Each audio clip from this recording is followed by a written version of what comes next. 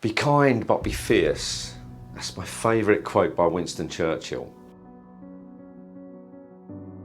After 30 years of personal development, it's those two qualities I found that people need in order to fulfil their dreams and achieve their goals in life. And these are almost seemingly two opposing qualities. People think, how can you be kind if you're going to be fierce? And if you're a fierce person, how can you be kind? But mostly this is due to upbringing, what we're taught in schools. In fact, you can go into a school now and you'll see be kind on the walls.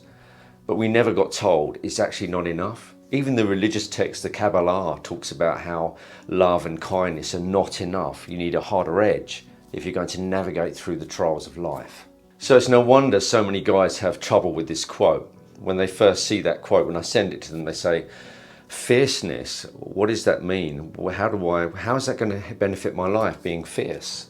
And it's a good question.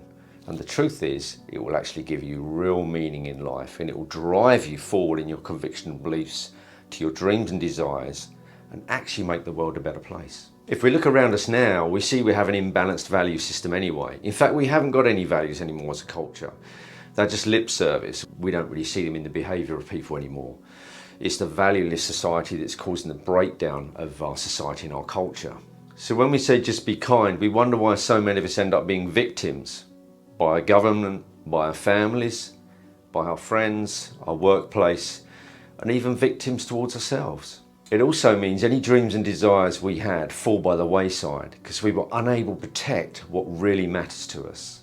This is because we're too busy seeking validation, too frightened, too busy people pleasing in order to do the right thing, the thing that matters to us. If you can't embrace a harder edge to yourself, it's probably because you've been told it's wrong. Only ruthless people have the qualities of fierceness. This can also be down to religious backgrounds. I've come across this as coaching. I'm a good Christian. I just go out of my way to be kind. Why do so many people take advantage of me? Simply because you let them.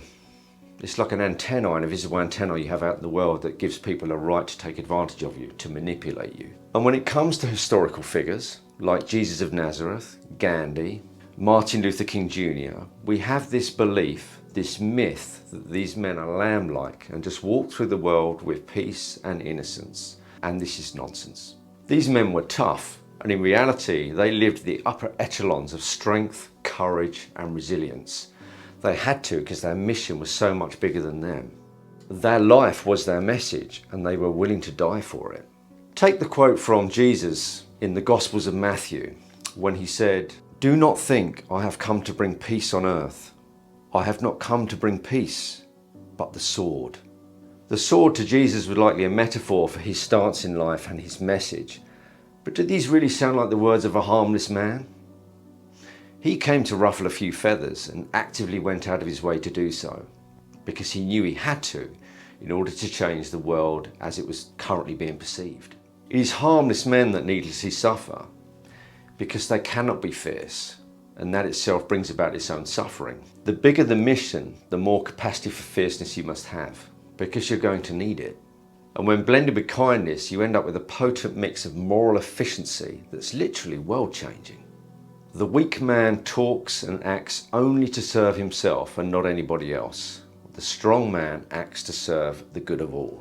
The truth is, talking about fierceness evokes fear, which is why people try to avoid it. We give excuses as to why we shouldn't have the harder edge. It feels safer there. Also, we know it means we're going to have to upset people, and that is the greatest fear.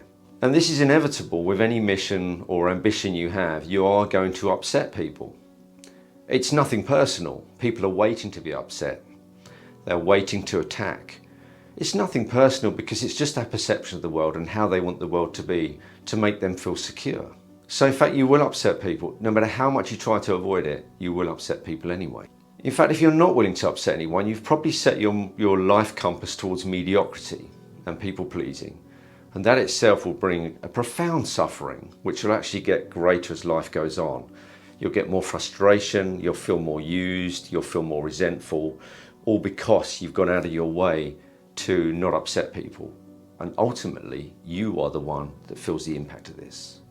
And the truth is, when people are offended, they have a choice then to actually get stronger so they're not offended. Being offended, you have been served. in a roundabout way, because now it gives you the chance to see the chinks in your own armour that you can work on. Being offended is a good thing because it's a signal to that person that they can work on something within themselves. People will always be invested in their own jealousy when they see courage and success around them, and these are the people waiting to attack you. So it's never, ever anything personal. Be warned though, you cannot go out there and deliberately harm and upset people as a goal. There will be severe consequences, and the impact again will be felt upon yourself. This is weakness disguised as confidence. There's a lot of that around at the moment.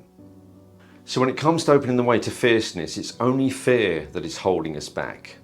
And if we focus on that fear, what are we thinking about? It's the loss we look at, the loss of a relationship, the loss of parental connection with our parents, the loss of losing friends. Well, if this happens, you never had it in the first place. But here's what you gain. Such a life of meaning, such a life worth living. The difference would be amazing. The ability to overcome and embrace trials and tribulations and life hardships, because you recognise these will uncover the most incredible potential within you. Fierceness integrates and drives into conviction, discipline, beliefs, justice, integrity. It drives and protects everything in your life and drives it forward. It's a protective force. And this is why so many men study martial arts. They want that strength of character. They want that fierceness. And once they've got it under control, they will be just. They will be men of courage. They will be men of integrity. They are the men that protect. They are the men that can love fully and properly. It's the weak man that actually is the cruel man, not the just man, not the one that recognises his own potential for chaos, and yet he doesn't have to use it. So if we want a world where cruelty and cowardice cannot rule, that is the way we do it. Each man frees himself and works on himself by developing the two qualities of kindness and the protective force of fierceness. This is why great men and women in the past have walked in the world with kindness and fierceness.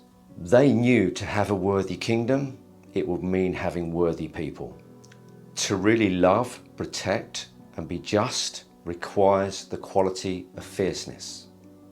So do be kind, but cultivate fierceness in your life too. You will be better for it, and so will the world around you.